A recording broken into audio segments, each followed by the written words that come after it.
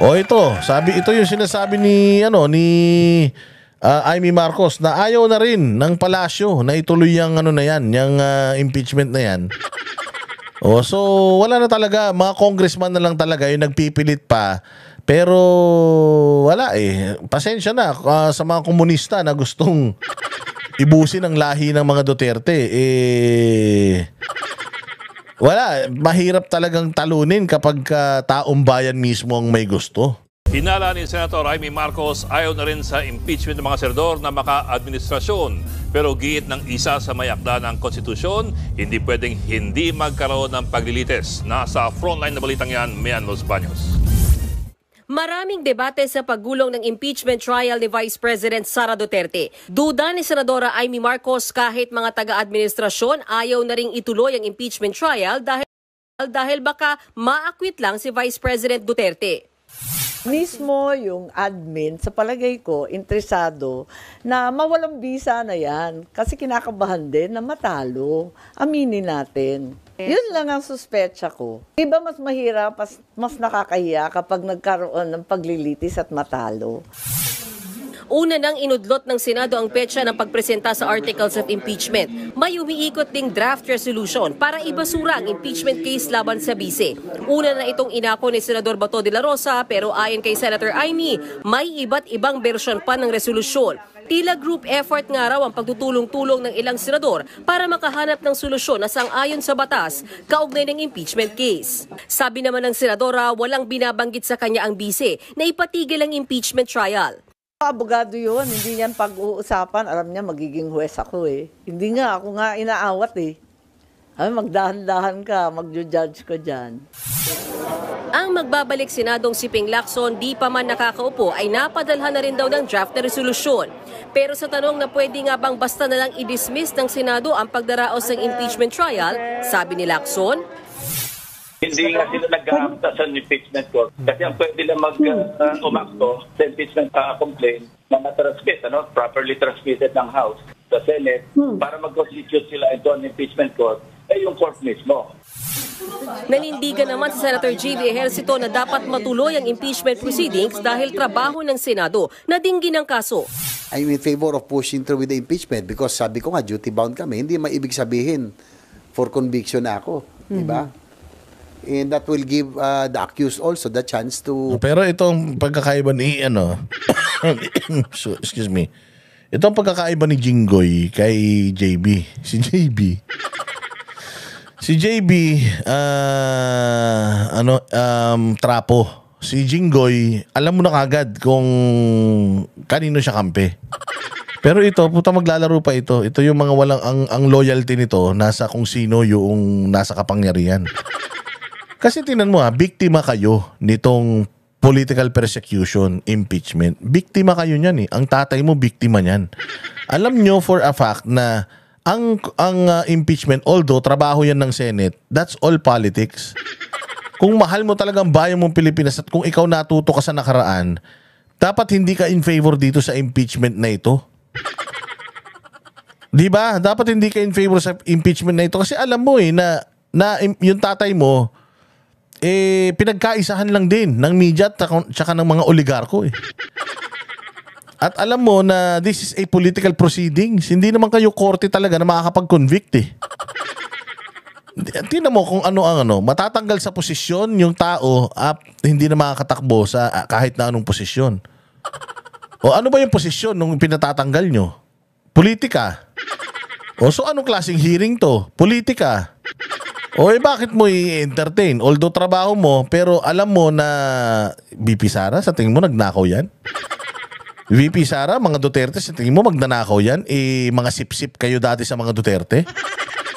Di ba ikaw, on personal knowledge, personal na pagkakakilala mo na lang sa kanila, alam mo na pinupolitika lang to. Ba't magsasayang pa kayo ng pera ng taong bayan? Para dito sa proceeding na to. Na instead, ibuhos niyo yung atensyon ninyo sa problema ng Pilipinas, pagmamahal ng bilihin, kriminalidad, daming drugs na uhuli, corruption. Imbis na doon kayo nakafocus, matatali kayo dito sa impeachment. Bakit? Magiging pogi kayo dito? Kasi ako naniniwala ko, hindi nito ipapa-impeach si VP Sara. Pero gusto niyang maranasan yung mag-abito, yung magsuot na judge, Oo, at maging parte ng history.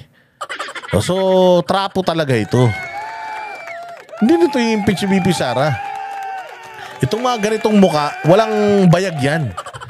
Walang mga kapasidad, kakayanan yan na isakripisyo yung kanilang mga reputasyon sa politika. Alam naman nila na ayaw ng tao nitong impeachment na to. Even the Iglesia ni Cristo, millions of Iglesia ni Cristo members, ayaw ituloy itong impeachment na ito. O hindi ba? So, alam mo, mas nabibilib pa ako doon sa mga senador na hindi nila nagsasalita. Oo, hindi nila nagsasalita. Babayaan mo na lang, antayin na lang natin kung matutuloy yung impeachment. Eh di magiging impeachment judge ako. Kung hindi matutuloy, nasa ano na yun, nasa plenaryo na yung kasagutan na yan. Pero ako, waiting lang ako. Antay lang ako kung ano yung dadating, yung mapagkakasunduan, doon tayo. Di ba? Buti pa si Jinggoy, unang-una pa lang sinabi niya na ayaw niya niyan His or her name. Para naman sa ilang legal expert, hindi pwedeng basta lang ibasura ng Senado ang impeachment case laban kay VP Sara nang hindi nagsasagawa ng paglilitis. Ayon naman kay Attorney Christian Monsod, na isa sa mga may akda ng 1987 Constitution, hindi rin daw magtatagumpay ang umiikot na draft resolution para i-dismiss ang impeachment complaint. Maybe it's a delaying tactic because they think that the 20th Congress cannot proceed anymore. In other words, that the impeachment case dies with the 19th Congress. They are wrong. They are wrong. The case must be finished. The trial must be conducted. Sabi rin ni Ateneo Policy Center Senior Research Fellow Attorney Michael Yusinko, ang mga delay ngayon sa proseso ay nagpapakita raw ng kasi tignan mo sinasabi nitong mga abogado ganito, sinasabi nitong mga abogado ganyan. Sinasabi rin naman ng ibang abogado ganito, sinasabi rin ng ibang abogado ganyan. So kanino ka maniniwala? Sinasabi ng mga ibang senador ganito, sinasabi ng ibang senador ganyan. Kanino ka maniniwala? Sinasabi ng Congress ganito, sinasabi ng ibang mga congressman ganyan. Kanino ka maniniwala? Supreme Court, sila yung pinaka dapat nag-i-interpret nito, lalong-lalo na may kanya-kanya silang interpretasyon na hindi mo naman masasabi na sila talaga yung tama kasi hindi sila yung otoridad para dyan. Hindi po nag-i-interpret ng batas yung mga gumagawa ng batas. Yung mga gumagawa ng batas, sila lang ang gumagawa ng batas, pero ang nag-i-interpret po noon, mga huwes dyan sa Supreme Court. Kaya antayin na lang natin TRO. Kung ano sabihin ng TRO, na sabihin nung i-dismiss ng Korte Suprema yung TRO ni VP Sara, yung TRO ni Atty. Torion, di tuloy yung kaso, ganun na lang. But until then, let's wait for the Supreme Court decision. Total, sila naman talaga ang dapat na magkaroon ng oral arguments dyan. Sila naman ang talagang dapat nagdidesisyon dyan. O pagka okay na sa kanila, sinabi nila tuloy yung impeachment. Di tuloy natin yung impeachment dito. Ganun lang kasimple yun.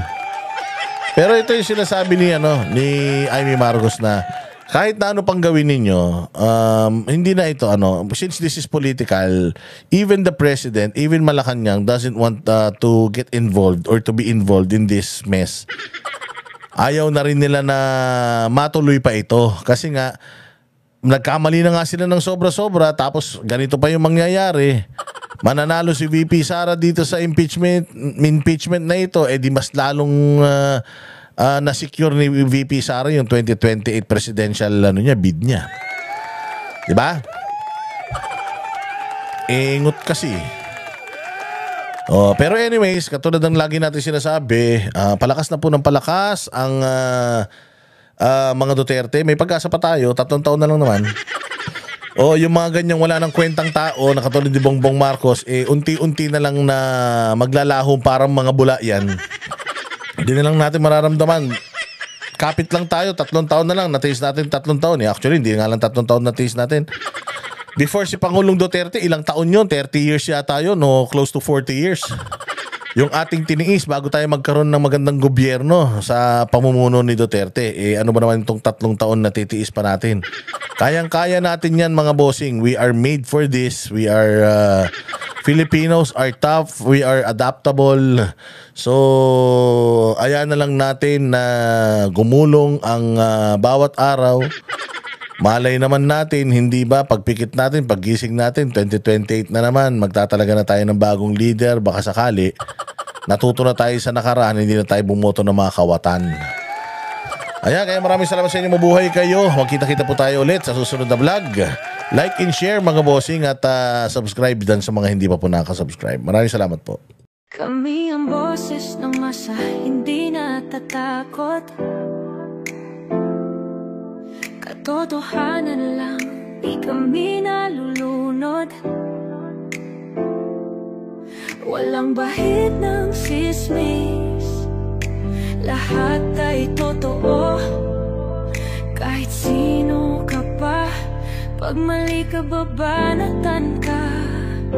Walang pinipiling kulay, wala kaming kinikilingan. Basta para sa bayan, kami lalaban. Pagdama palakpakan, pag mali banatan. Di matitinag, di matatakot, para sa bayan tuloy ang sigaw. Sa harap ng kamera, walang halong takot. Mga baluktot, lahat kayo'y tutumba. Ang hustisya at totoo, yun lang ang mahalaga. Kahit sinong harang, di kami matitinag. Walang pinipiling kulay, wala kaming kinikilingan. Basta para sa bayan, kami lalaban. Pagtama palakpakan, pag mali banatan. Di matitinag, di matatakot, para sa bayan tuloy ang sigaw. Kung nasa tama ka, ikaw ay aming kasama. Pero pag mali ka, handa ka na bang mabasag? Banateros kami, walang inuurungan. Dahil bayan muna, bago ang sarili.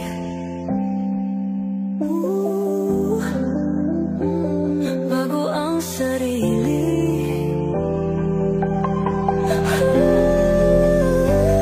Pagtama palakpakan, pag mali banatan. Banateros ang sigaw, katotohanan ang